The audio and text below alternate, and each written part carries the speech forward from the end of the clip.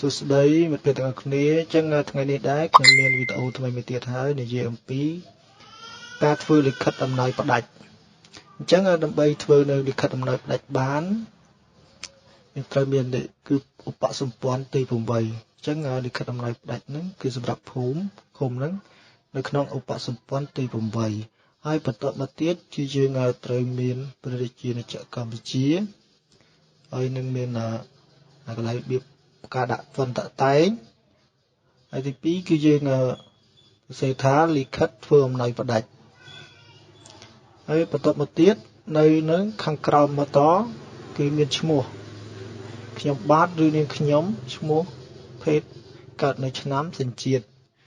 មានប្រពន្ធកើតឆ្នាំសញ្ជាតិចឹងទៅហើយទី2ចំណុចបន្តមកទៀតគឺទីលំនៅបច្ចុប្បន្ននៅក្នុងភូមិឃុំស្រុកខេត្តចឹងហើយមួយទៀតគឺសៀវភៅគ្រួសារឬសៀវភៅស្នាក់នៅលេខអត្តសញ្ញាណប័ណ្ណចុះថ្ងៃទីខែឆ្នាំហើយនៅក្នុងបន្តមកទៀតនោះគឺបានព្រមព្រៀងគ្នាធ្វើអំណោយដីកន្លែងគឺក្បាលដីលេខទំហំម៉ែត្រការ៉េមានព្រំប្រទល់អញ្ចឹងមានខាងជើងទល់នឹងខាងត្បូងទល់នឹងខាងកើតទល់នឹងហើយខាងលិចទល់នឹងអញ្ចឹងនេះមានន័យថានៅក្នុងដីរបស់គាត់នឹង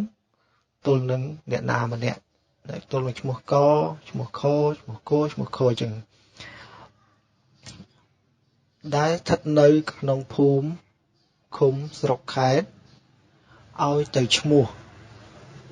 អញ្ចឹងដីដែលគាត់ធ្វើអំណោយហ្នឹងឲ្យទៅឈ្មោះអ្នកណាអញ្ចឹងឲ្យទៅឈ្មោះអ្នកណាភេទអីកើតនៅឆ្នាំអីសញ្ជាតិអីហើយមានប្រពន្ធ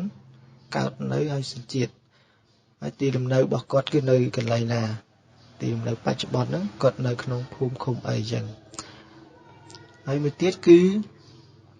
សៀវភៅគ្រួសារឬសៀវភៅស្នាក់នៅលេខអត្តសញ្ញាណប័ណ្ណលេខអញ្ចឹងទៅហើយចុះថ្ងៃទីដូចនៅខាងលើនោះដែរហើយបន្តមកទៀតនៅខាងក្រោមនេះគឺដើម្បីកាន់កាប់បន្តចាប់ពីថ្ងៃទីអញ្ចឹងគឺចាប់ពីថ្ងៃទីដែលគាត់ធ្វើហ្នឹងណាអញ្ចឹងថ្ងៃទីខែឆ្នាំនេះតទៅអញ្ចឹងនៅខាងក្រោមបន្តទៀតគឺយើងខ្ញុំត្រូវជាអញ្ចឹងអាចជាបងប្អូនឬក៏សាច់ញាតិអញ្ចឹងទៅរបស់ភាគីទទួលអំណោយសូមសន្យាថាបើសិនថ្ងៃក្រោយមានជនណាមកប្តឹងទាមទារឬតវ៉ាពីដីខាងលើនេះយើងខ្ញុំជាភាគីសូមចេញមុខទទួលខុសត្រូវចំពោះមុខច្បាប់អាហ្នឹងនៅក្នុងលិខិតភាគច្រើនគឺគេត្រូវមានអាហ្នឹងហើយណាដូចជាយើងដាក់ពាក្យប្រឡងដាក់ពាក្យអីក៏យើងត្រូវមានអាហ្នឹងដែរណាត្រូវមានអាចទទួលខុសត្រូវនេះបន្តិចណាតែពាក្យប្រឡងគេដាក់ថាបើសិនជាមានការខ្លាញ់បន្លំខ្ញុំសូមធានាទទួលខុសត្រូវចំពោះមុខច្បាប់ចឹងទៅតែនេះគេផ្សេងពីពាក្យប្រឡងអញ្ចឹងមកបន្តខាងក្រោមនេះដាក់ថាដើម្បីបញ្ជាក់ពីការពិតយើងទាំងអស់គ្នាសូមផ្តិតមេដៃស្ដាំទុកជាចំណាំអញ្ចឹងនៅក្នុងការផ្តិតមេដៃហ្នឹងវាមានសាក្សីដឹងឮអញ្ចឹងសាក្សីទី1ហើយត្រូវមានឈ្មោះសាក្សីទី2មានឈ្មោះអ្នកទទួលអំណោយក៏ត្រូវមានឈ្មោះដែរហើយអ្នកដែលធ្វើអំណោយគេក៏មានឈ្មោះដែរមានឈ្មោះហើយនឹងផ្តិតមេដៃ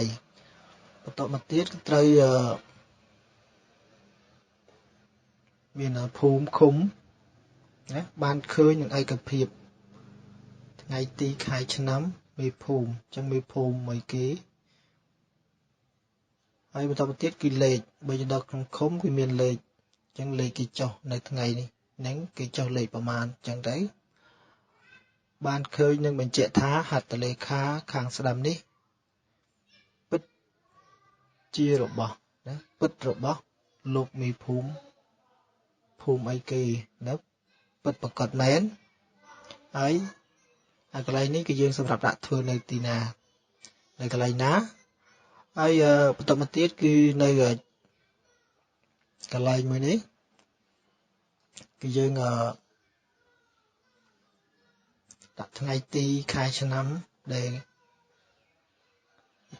ឃុំគាត់ទទួលបោះត្រាឲ្យយើងអញ្ចឹងឲ្យចំពោះវីដេអូមួយនេះដែរការរបៀបនៃការធ្វើលិខិតដំណោយផ្ដាច់ហ្នឹងគឺសូមបញ្ចប់តែប៉ុណ្្នឹងអញ្ចឹងដើម្បីឲ្យយកកាន់តែច្បាស់នៅវីដេអូរបស់ខ្ញុំសូមតាមដាននៅវីដេអូរបស់ខ្ញុំម្ដងមួយហើយតាំងពីដើមរហូតដល់ចប់បងប្អូននឹងអាចធ្វើនៅលិខិតនឹងបានណាអញ្ចឹងកុំភ្លេចចុចនៅ subscribe និងសញ្ញាកណ្ដឹងដើម្បីទទួលបាននៅវីដេអូថ្មីៗ